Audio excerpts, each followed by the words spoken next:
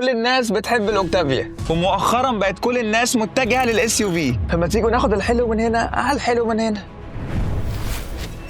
سكودا كارو.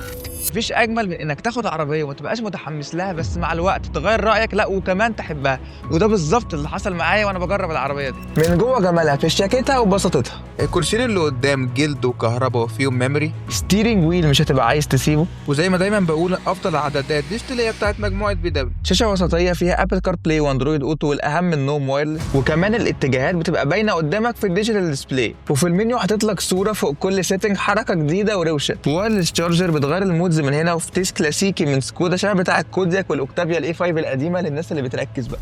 امبيانت لايتس في الابواب والطابلو، وكمان تحت ممكن تتحكم في درجه الاضاءه بتاعت كل جزء لوحده، واللون اللي بتختاره بيظهر على الديجيتال ديسبلاي عشان يخلي مود العربيه كله واحد. وخامات العربيه دي هايله وكلها عاليه الجوده. ومن الحاجات اللي عجباني ان العربيه شكلها مش كبير، العربيه ملمومه كده. كريستال لايتس ولوجو سكودا بيظهر وبينور لما بتفتح الباب.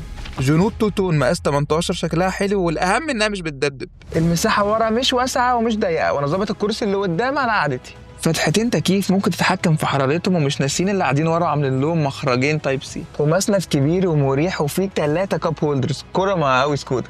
ولو الكنبه نص نص فالشنطه كهرباء ومساحتها فوق ال 500 لتر، كبيره جدا. الموتور الاشهر في العالم 1400 سي سي تربو، بيطلع 150 حصان مع انفتيس الايسن 8 نقلات.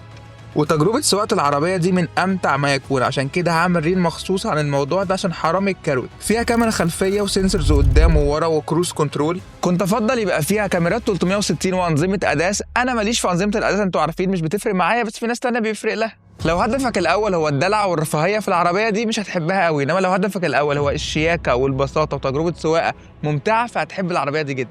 العربية بتيجي بفئة واحدة كاملة وسعرها 1,950,000. كل عربية بجربها بترخص، يا رب دي كمان ترخص.